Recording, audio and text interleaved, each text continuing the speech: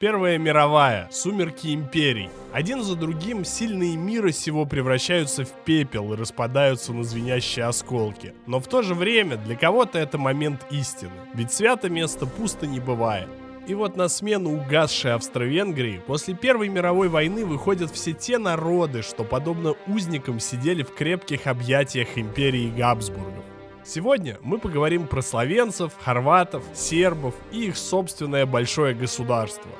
Но кроме того, это видео — это первая часть совместного проекта с каналом «Историческая парадоксия». Вторая же часть вас ждет по ссылке в описании или в предложенных видео в конце. Итак, давайте начнем по порядку. Задолго до Первой мировой войны, еще в 16 веке, Черногория получила свободу от Османской империи. Еще 2 столетия спустя, в 1852 году, князь-епископ Черногории Данила Петрович Негаш снял с себя сан епископа, женился и стал просто князем. А Черногория отныне начала называться княжеством. А уже к преддверию Первой мировой войны называться княжеством стало как-то непрезентабельно, и Черногория была преобразована в королевство во главе с первым, ну и забегая вперед последним, королем Николой Петрович Негашем. Теперь давайте посмотрим севернее. Старший брат Черногории, Сербия, прошла похожий путь. Попав под власть Османской империи и Венгерского королевства в 15-16 веках, впервые отбить свою независимость Сербии удалось лишь в 1815 году. В ходе всесербского восстания турецкая армия была разбита, а подоспевшая туркам после этого нота с предупреждением от России ознаменовала появление княжества Сербия. К 1882 году княжество было преобразовано в королевство.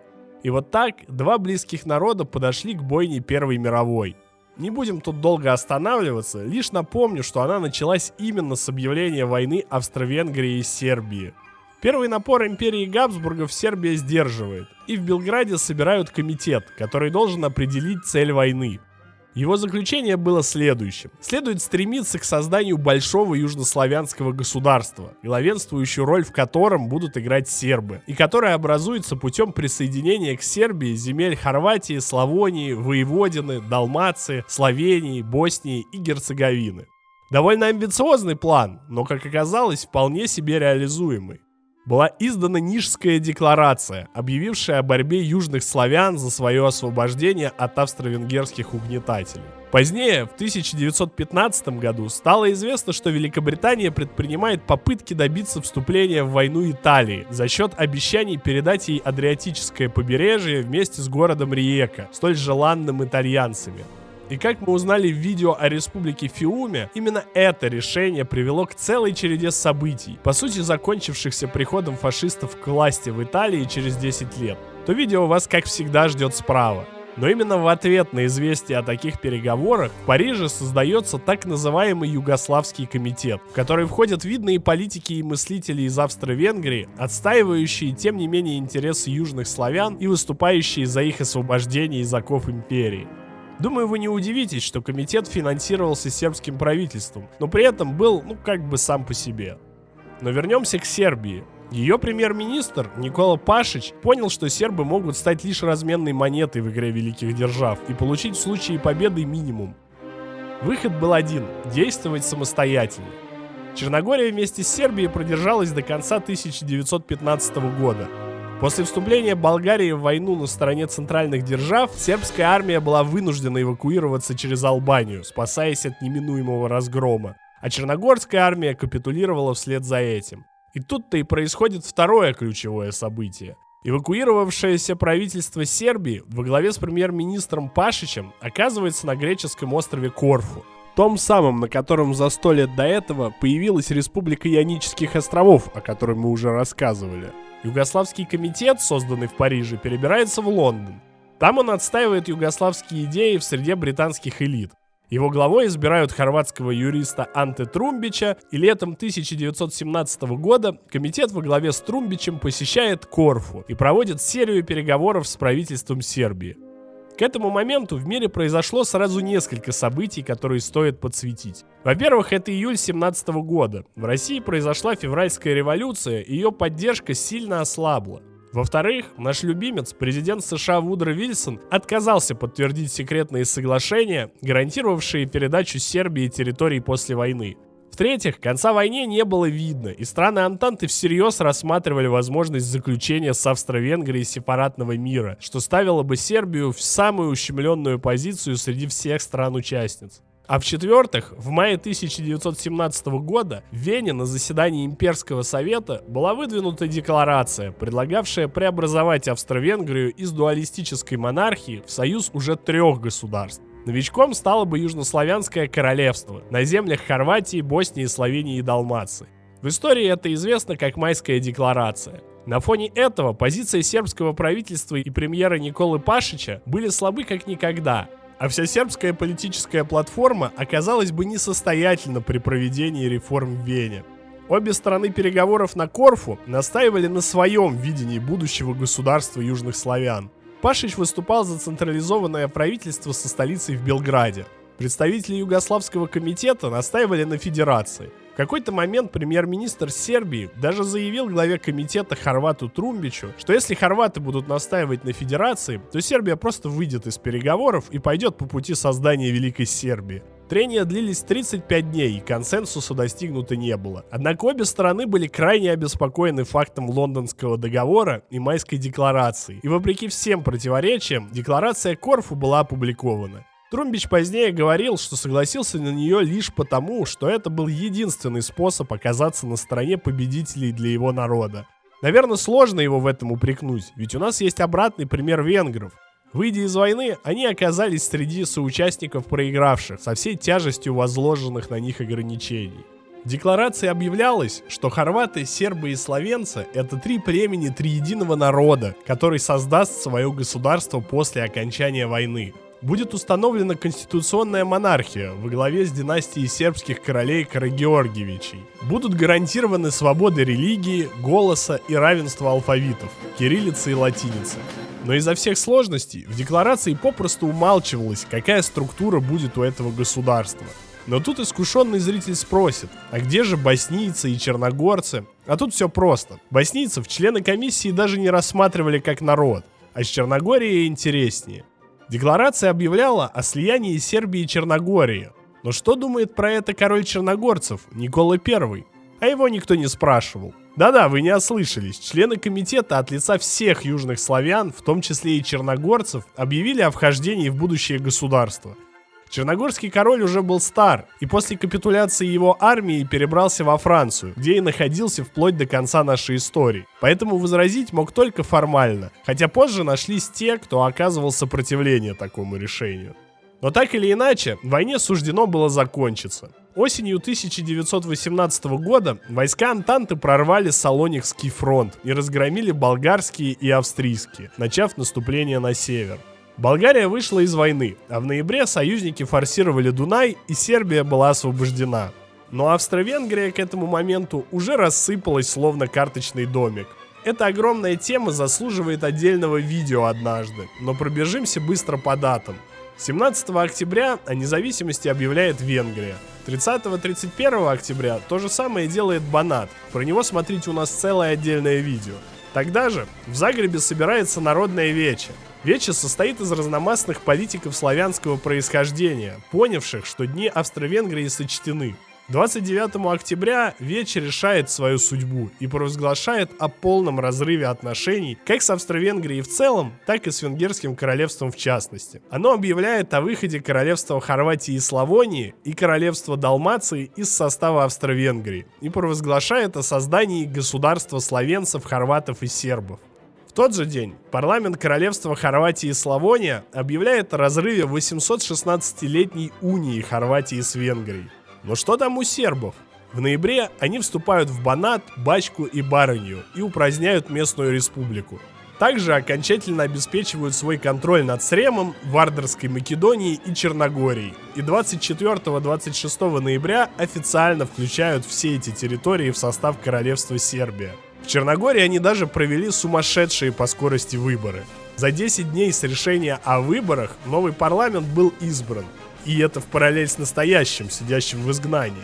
Этот парламент объявил об отстранении короля от власти и передаче страны под опеку сербского.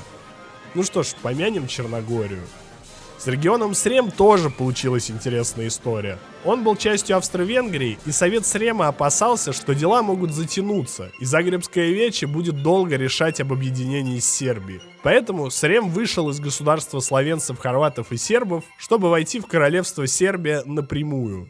Но вот у нас ноябрь 19 года и две страны, причем обе подозрительно похожи на олицетворение идеи южнославянского государства. Только одна из них со столицей в Белграде, а вторая в Загребе. Но что дальше? Неопределенность могла бы затянуться, но потому как сербы поступили с Черногорией, вы понимаете, что решимость им не занимать.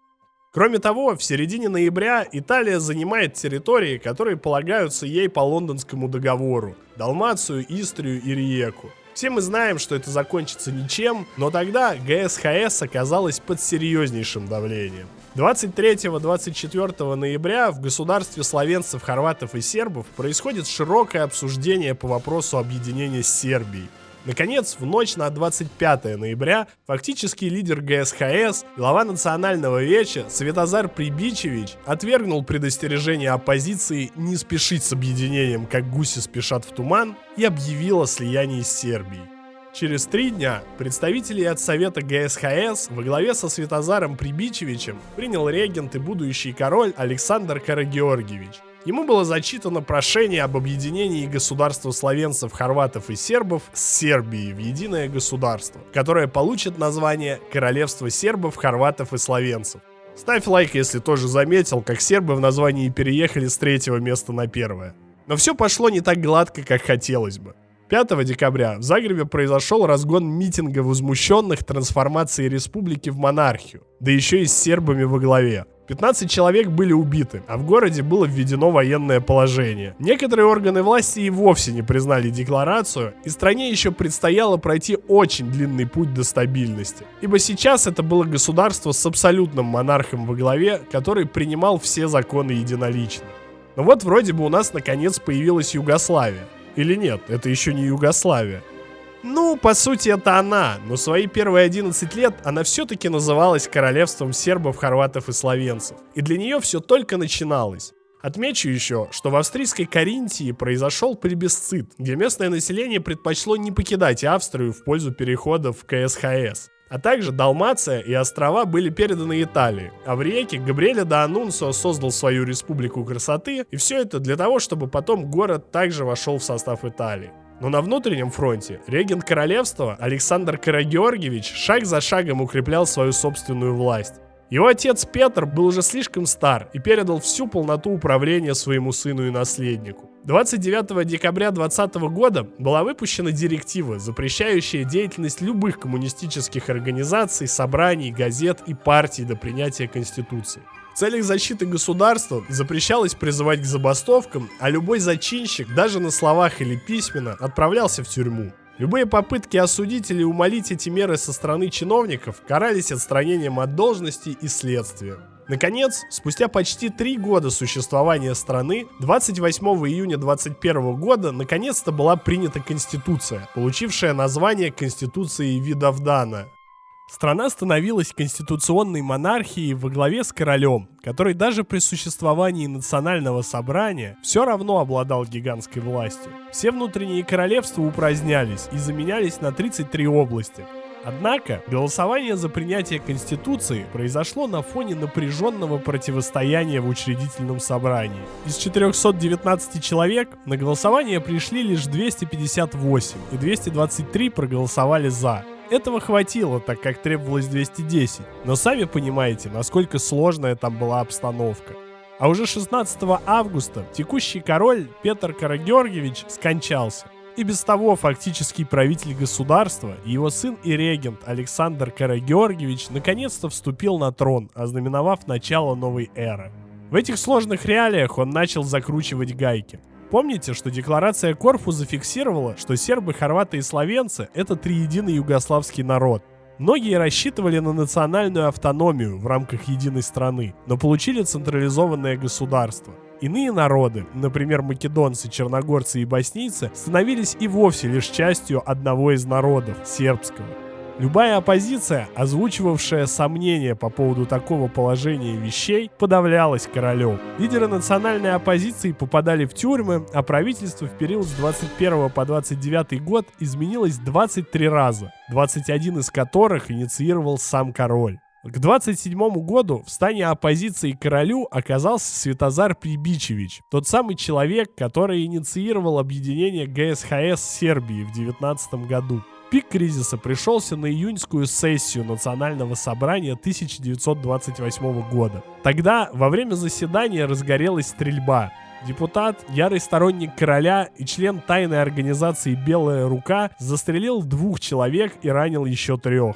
И один из этих 3 оказался ранен смертельно и позже скончался. И ладно бы этот 3-й был простым депутатом, но на самом деле это был Степан Радич, ведущий хорватский политик и главный оппозиционер короля. Убийство повергло страну в пучину беспрецедентного кризиса. 6 января для восстановления стабильности и обеспечения безопасности Александр I отменил Конституцию, распустил Национальное собрание и ввел личную диктатуру. А 3 октября 1929 года был принят закон о реорганизации государства. Он менял название страны на Королевство Югославия и сокращал 33 округа до 9 бановен и города Белграда. Отныне девиз «Одна нация, один король, одно государство» наконец-то был реализован. Официальный язык теперь югославский. И никаких больше разных народов, лишь югославская нация. И хотя подобные изменения были призваны обуздать полыхающую Югославию, по сути, они привели лишь к еще большему витку напряженности и затягиванию спирали насилия против критиков режима. На этом заканчивается первый акт такого сложного государства южных славян. Грядущие годы сулят Югославии еще больше испытаний и шокирующих убийств, но об этом смотрите уже во второй части. Спешу напомнить вам, что это видео первая часть совместного коллаба с Глебом с канала «Историческая парадоксия».